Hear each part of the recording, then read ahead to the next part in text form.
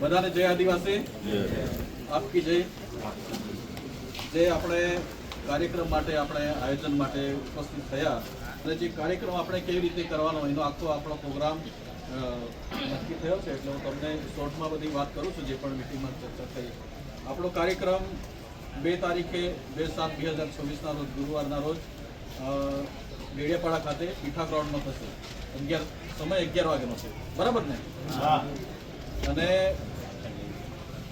જે આજે આ રસ્તો છે સીધો આગળ માલસામોટ રોડ કે મોસદા રોડ, ત્યાં બાજુમાં મેદાન છે આપણે મોટું કાયમ આપણો કાર્યક્રમ થાય છે પીઠા ગ્રાઉન્ડને એના બાજુમાં સામે પાર્કિંગનું મેદાન છે, જેમાં ત્યાં ગાડી ઉડાવવાનો પાર્ક કરીશું.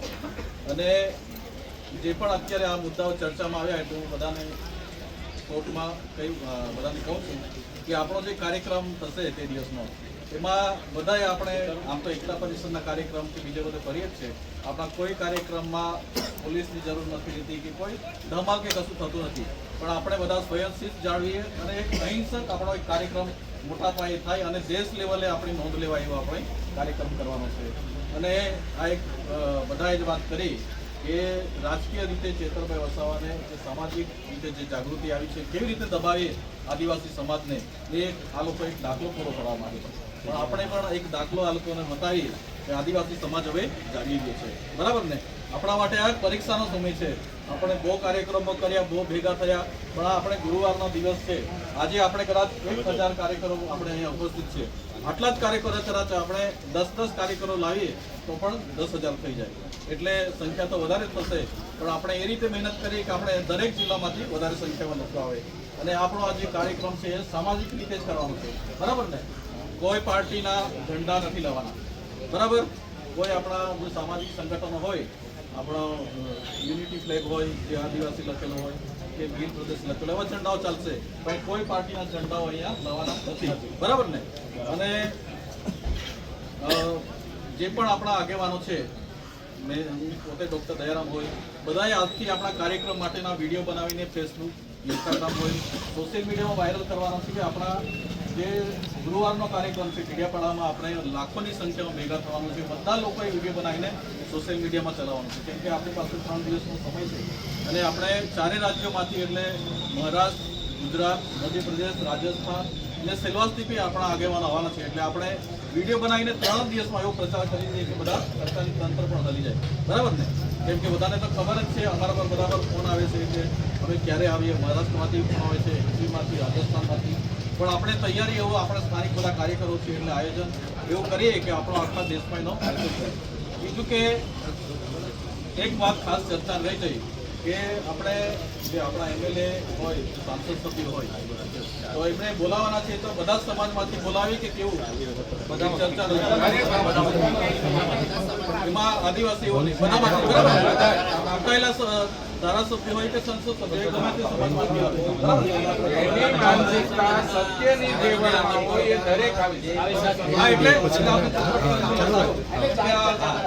મહીસાગરમાં કાર્યક્રમ થયેલો ત્યારે બધા જ આપણા એમએલએ બધા ચેતરભાઈ એટલે એક મેસેજ સારો જાય, બરાબર ને? બસ એટલે એક આપણે ચર્ચા કરી સારું. બીજું કે બધી જ પાર્ટીના આગેવાનો હોય, એમાં કોંગ્રેસના હોય, આમ આદમી પાર્ટીના હોય, બીજેપીમાં બી આપણા અમુક સમર્થકો છે, બરાબર ને? ચેતરભાઈ વસાવા સાથે બધા જ અમને કહે છે કે આ ખોટો ચુકાદો છે, બીજેપીમાં તો બી કહે છે જેઓ એ બધાને આમંત્રણ આપવાનું છે. અને બીજું કે આબોથી ઉમરગામ સુધી જેટલા પણ આપણા સામાજિક સંગઠનો છે, સામાજિક સંગઠનો અલગ અલગ ચાલે છે.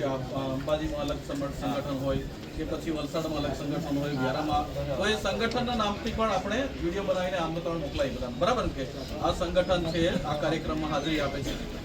બીજો એમપીમાં જેટલા પણ આપણા એમએલએ હોય કે પછી સંસદ હોય એને સંપર્ક કોણ કરશે? એક આપણે ટીમ બનાવીએ સર્કિટ હાઉસ, આપણે અહીંયા પછી બેસી અને થોડીક ચર્ચા કરી લઈએ કે જવાબદારી કોણ લે. અને એ દિવસે ખાસ તો બધા આપણે જે ડેડિયાપાડા કે સાગબારા આપણા નજીકના કાર્યક્રમો સ્વયંસેવક તરીકે રહીશું, કેમ કે કોઈ અનિચ્છનીય બનાવ નહીં બને એના માટે આપણે થોડું જોતા રહેવું પડશે, બરાબર ને?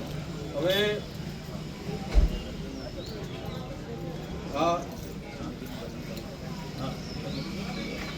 અને આ વખતે ચેતરભાઈ તો આપણા માટે બધા માટે દોડતા હતા.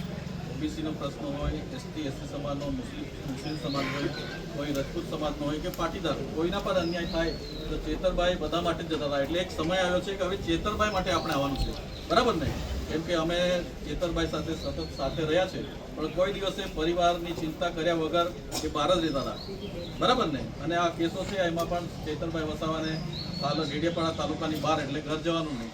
એટલા માટે બધા એક દિવસ આપણે આપણું ખેતરનું કામ હોય, નોકરી હોય કે ભણતર વિદ્યાર્થીઓ હોય, એક દિવસનો આપણો સમય છોડીને આપણા બાળકો એને પણ લઈ આવીએ, બરાબર?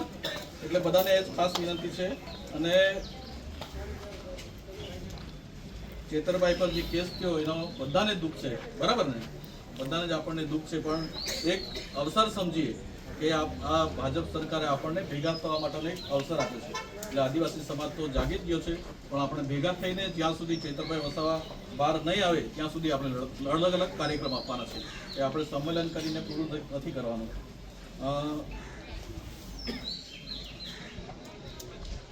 હવે બીજું એક અમારે ચર્ચા થઈ કે મધ્યપ્રદેશ, રાજસ્થાન કે પછી આપણે રાજસ્થાનથી અને મધ્યપ્રદેશથી આ બાજુ જે વાહનો આવશે, દાહોદ, છોટાઉદેપુર, એ વાહનો બધા રાજપીપળા ભેગા થાય. રાજપીપળાથી રેલી સ્વરૂપે બધા સાથે આવે. પછી આ બાજુ જે સાઉથમાં વલસાડથી લઈને સુરત હોય, વ્યારા હોય, માંડવી હોય, ભરૂચ હોય, એ લોકો રાજપીપળા આપણે નેત્રંગથી બધા રેલી સ્વરૂપે સાથે બધા ભેગા થઈને આવે, બરાબર ને? દીદી સાહેબ કેવું રહેશે?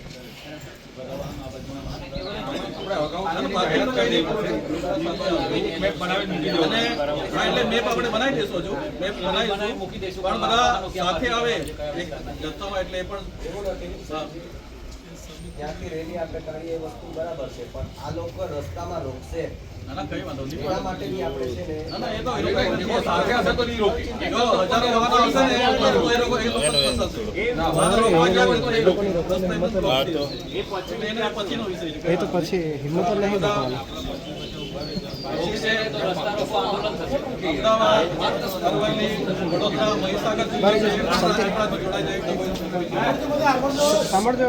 અને આપણે ખાસ મહત્વનો વિષય છે કે અત્યારે આપણી વચ્ચે આપણા ચેતરભાઈ વસાવા નથી. દરેક કાર્યક્રમનું હેન્ડલિંગ, જે ફંડિંગ હોય, ચેતરભાઈ બધા આપણે સાથે કરતા, પણ એ નથી. એટલે આપણે ફંડની આર્થિક વ્યવસ્થા પણ આપણે કરવાની છે, બરાબર ને? એટલે આપણે બેસીએ એટલે હજુ એ પણ ચર્ચા કરી લઈશું કમિટી. અને બેનર કે ડિઝાઇન જે આપણે કાર્યક્રમનો બનાવવાનો છે એ ડિઝાઇન આપણે અહીંથી જ બનાવીશું. અને એ ડિઝાઇન પર પછી પોતાના જિલ્લાનો, છોટાઉદેપુર જિલ્લો કે પછી કવાંટ તાલુકો, આપણે જે રીતે પછી લખવાનું હોય એ પછી નીચે લખી દેવાનું, બરાબર ને? બેનરની ડિઝાઇન એક યુનિક કરીએ, બરાબર રાખીએ. અને જે ઝંડાની વાત કરીએ એમાં કોઈ પાર્ટીના ઝંડા આપણે લઈને આવવાનું નથી.